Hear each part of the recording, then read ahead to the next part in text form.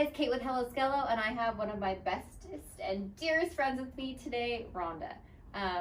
Rhonda has 18 years of sobriety and has been sober for quite a while. I just wanted to highlight the mission and what Hello Skelo means. The mission is to bring light, hope, and transparency surrounding taboo subjects. And today we're going to be talking about addiction and specifically alcoholism and how she got through that. And so yeah, we'll just get right into it. Okay. Thank you. Here, I always like to do this. Cheers. Cheers, sweetheart. Side note, such an alcoholic because I've already chugged two. I watched her do it. It's like, oh my gosh. Go ahead, take a sip. Cheers, honey. Yeah, cheers. Thank you for your time today. Of course, I'm happy to be here. Oh, good. Okay, so I guess when did you start that Sure. over? When was your first drink, and what were your thoughts after you had your first drink? So, I've had to talk about this because of, the time, but what I remember my first drink being, and it's a wonderful thought, which is not everybody's, but I used to get to mow my lawn with my grandpa, and it was so much fun. And he had one of these huge mowers where you threw the handles down, and I would mow the lawn with my grandpa, and he would leave the very end of his beers, and that was my first drink, was drinking with my grandpa. Did he know that you were catching the cool tail end of his beers? I think that he figured it out when I got a little wobbly, and I remember my grandma saying something, but I don't remember getting wasted, which is weird because I should have. I was 8.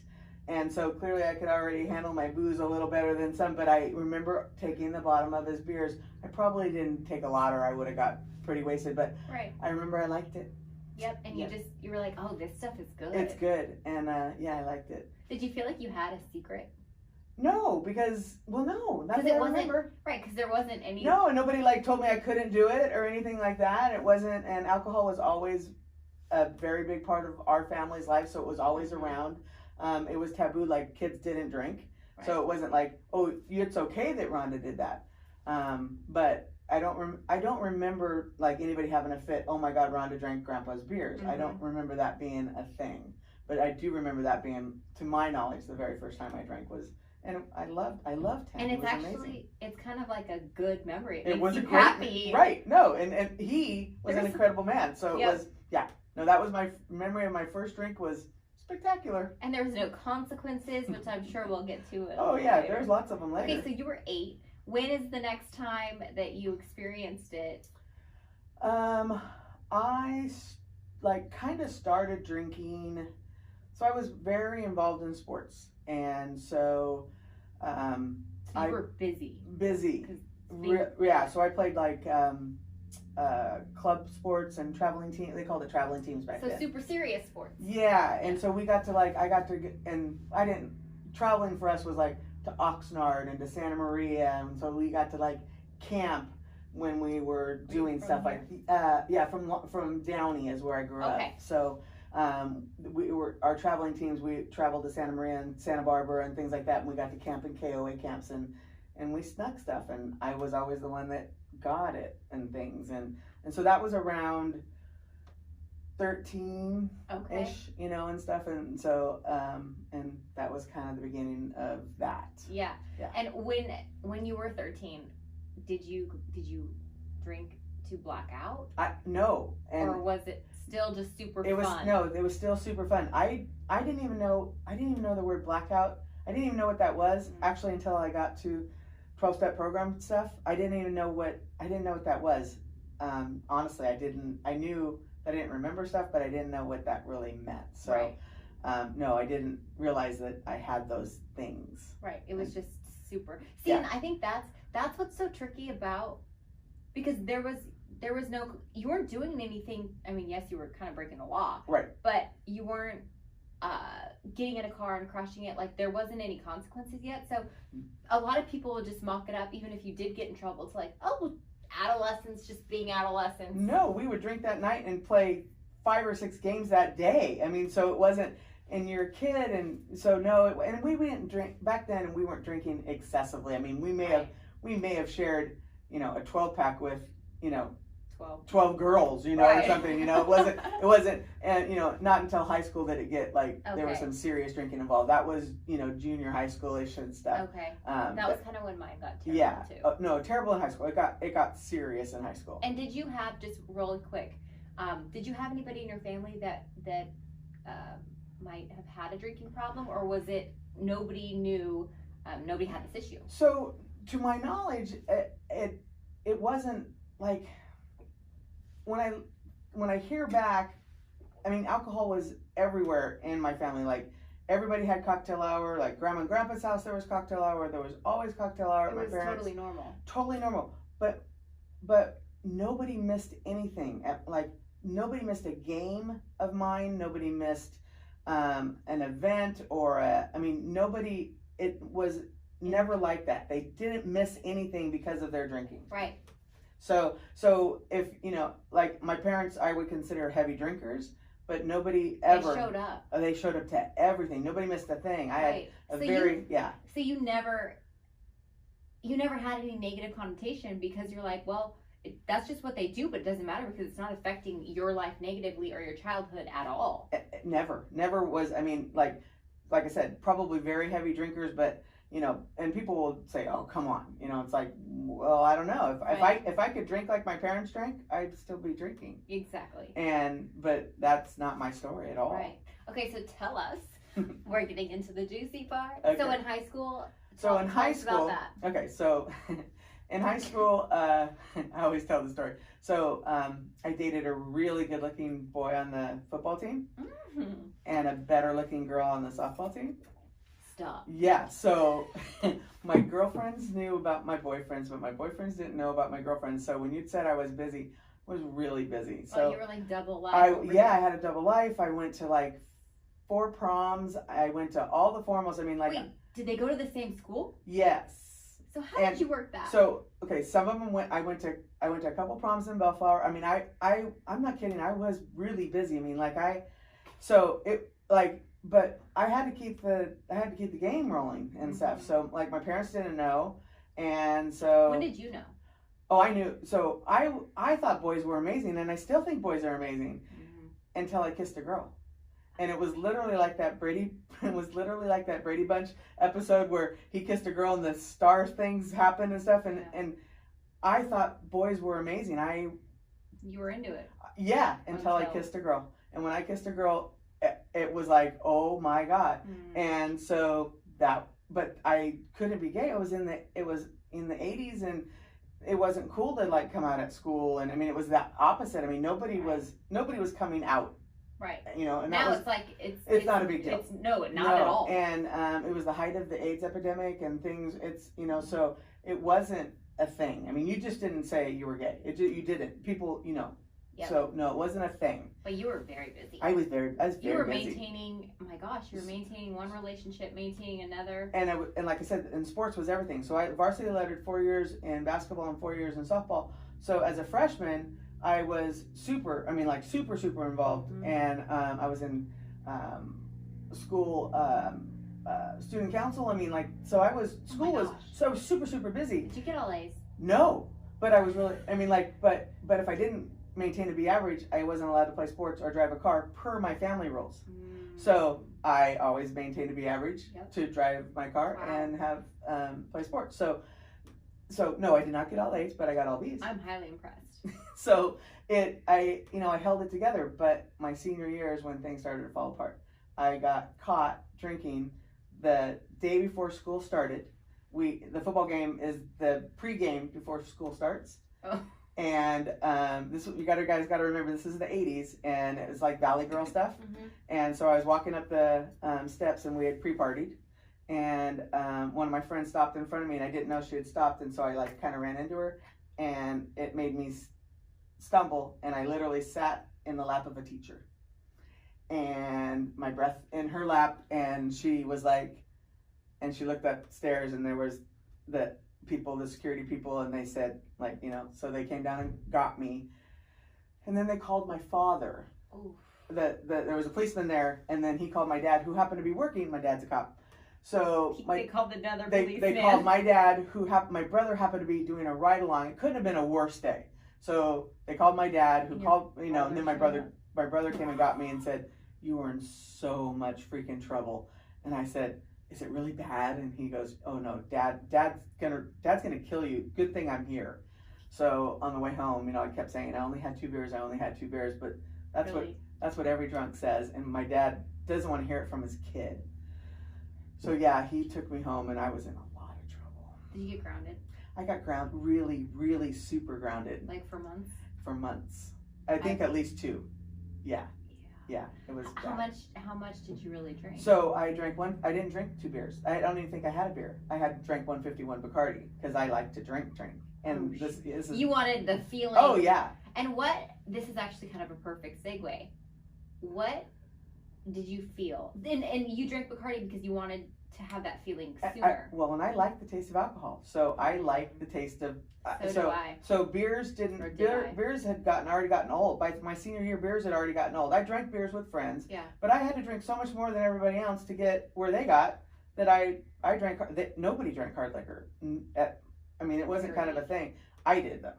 I liked it. And so that's... Yeah. So I drank, and I had...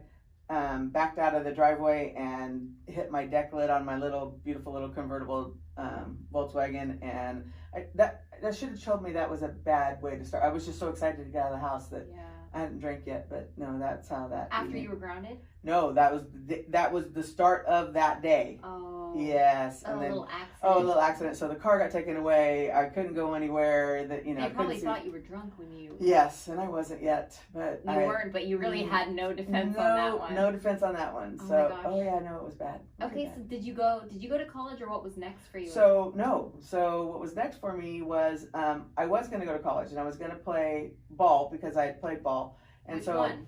Baseball. I was going to play softball at Okay. Cerritos College, which I say UCLA, University of Cerritos, left on Alondra. And it wasn't fun anymore.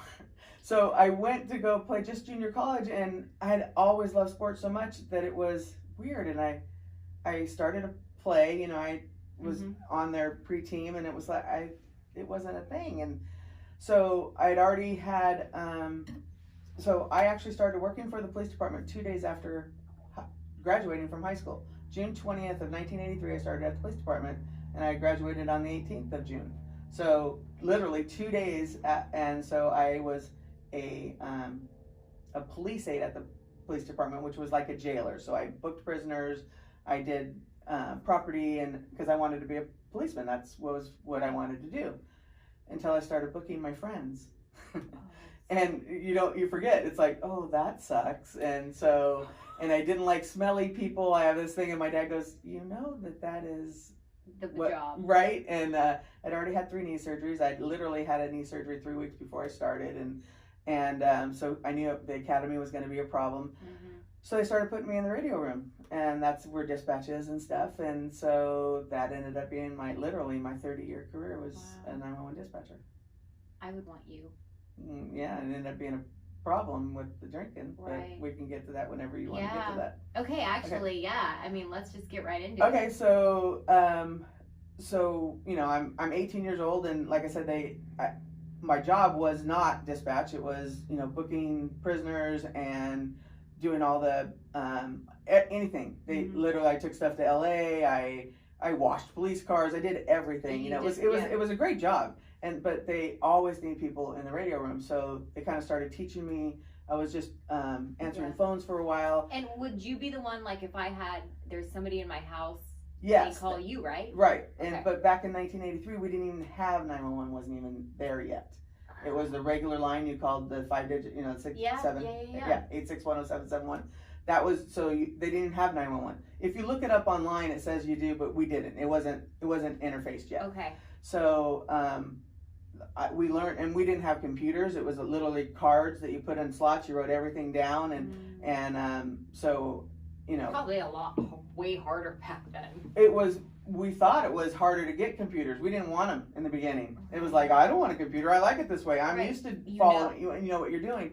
So they kept sticking me in there, and then finally, a full-time job position came up, and I said, maybe I want that, and so I did, and then that ended up being my thing, and I did it for 17 years, and then my alcoholism had gotten super severe. And the kind of life that you lead in a police department, you work graveyards, you work weekends and holidays, and I can't tell you, in 30 years I probably worked, close to 20 Christmases, and it just, you're away from your family all the time. You work, different shifts, and super high demand, and right around year 17, my alcoholism was it was bad. Leading into it was like I couldn't go, like I was calling in sick constantly. It was so bad that I had to get a note from a doctor.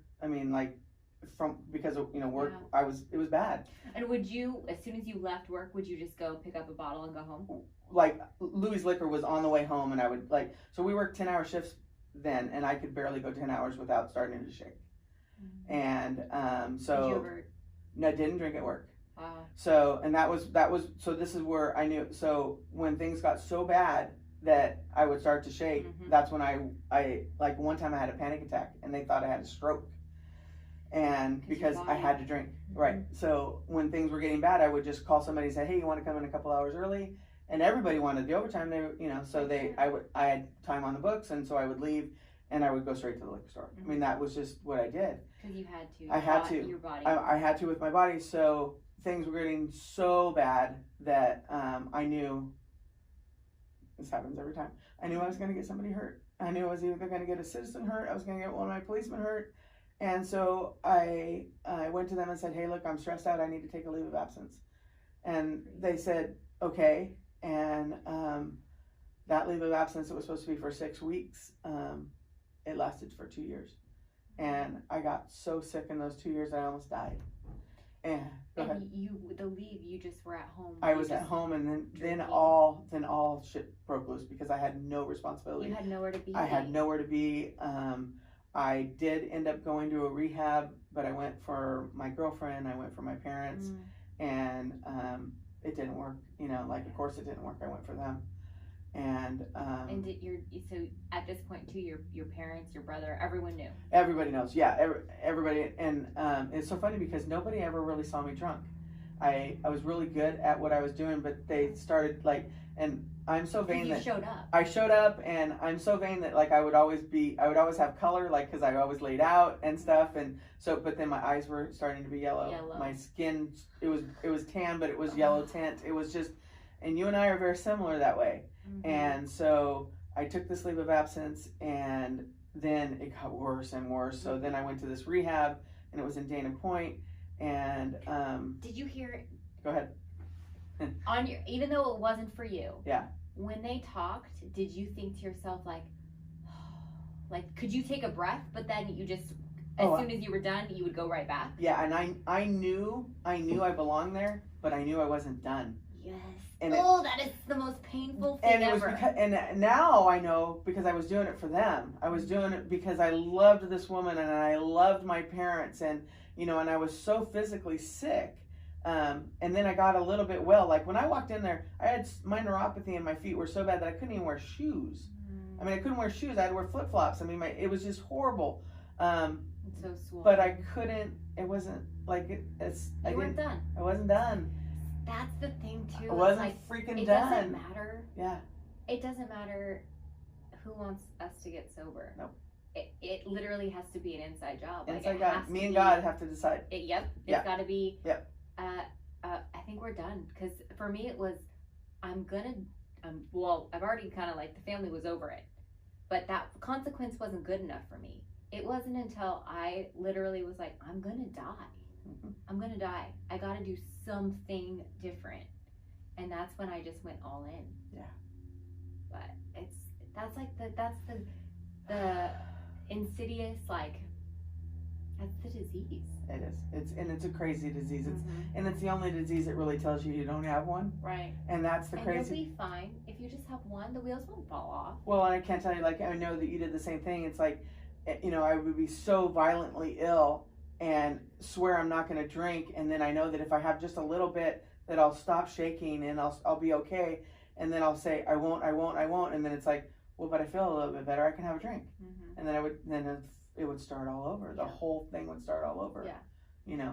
Yeah. And, you know, and then it took 1 whole year of, you know, that, until I finally went and, well, actually I got so bad that I flatlined in a hospital, and it took them. Yeah. Were you by yourself drinking? Or So yeah, I had given my girlfriend a break because things were. I mean, I'm so sick, and my parents had went away, so I went down to Sacramento just to give my girlfriend a break, and I literally drank everything at my parents' house, and then I knew it was like, I mean, everything, and even crap stuff. I mean, like, and my parents have a nice little thing, and I just drank it all. Didn't matter. And then I told my sister-in-law, I said, I think I need to go to the hospital.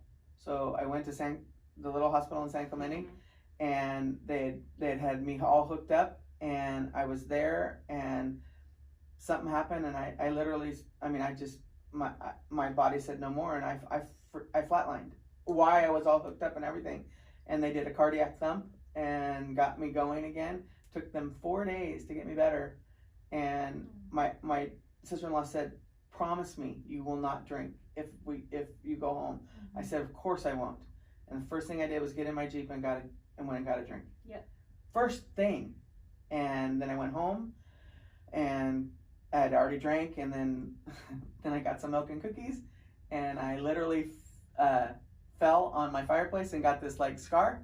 And the joke is that the scar like was traumatic because it was my face. And so I literally got sober after that. The vanity got me sober, but right. And so I went to NFL right after that, and I've been sober since May 30th of 2002. Wow. Yep. Wow. I know, kind of crazy. It is crazy. It is crazy. Do you feel like you're that far away from it, or? I do. I feel like recently we lost another beautiful soul. And people get really weird about stuff like that. I get the opposite.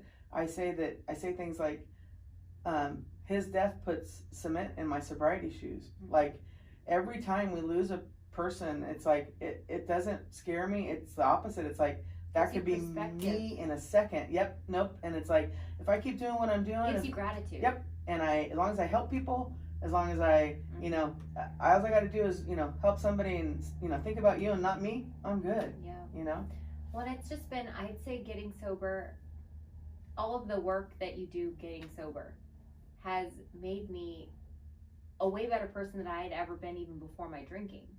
Like, you know what I mean? Yeah. And now, and I never would have said this, but I say this now a lot, like, I'm so grateful to be an alcoholic. Like, I'm so grateful to have this thing that, like, sometimes society looks at and judges, because I have this crazy, I have all of these solutions now that I didn't have before. When my solution to feeling how I felt was drinking, now I just have like connection and being authentic and transparent and all of those things. And it's just, I don't know, it's the best thing. My sister one time said, I want to be an alcoholic because I want to have what you have. And she was talking about us, and she was talking about, like, she said, you have people call you all the time.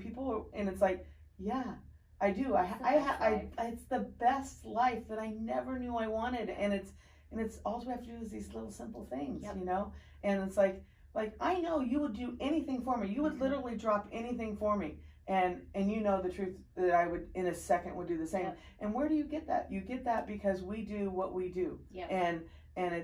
And you know, we make first things first. Yep. And it's kind of that simple. It is. It's funny. My brother called me yesterday, and he was like, because I am, you know, just in a different place than I was before and exploring different options, I guess is a good way to say it. My brother was like, you know what? I wish, he's like, you guys who are sober are an entirely different, like, type of human. He's like, it's actually I would look at it as a positive, because you guys are always trying to be better people. He's like, me, he's like, I'm always the same, and whatever my flaws are, I'm never working on them. And we get to work on those things. and just try and be better people than we were the day before by helping people. So I love that. Sounds like he wants what we have. Yeah, I think I might invite him. I think that might be a thing. Yeah. Well, thank you so much. Honey, thanks for having me. Yeah, even though I didn't want to do it, so thanks for having me. Yes, thank you. And the YouTube, guys, is Hello Skelo. Everything is Hello Skelo. So Instagram at Hello Skelo. And this one will be launched, I believe, this Wednesday. So, Yay. yeah. All right. Thanks.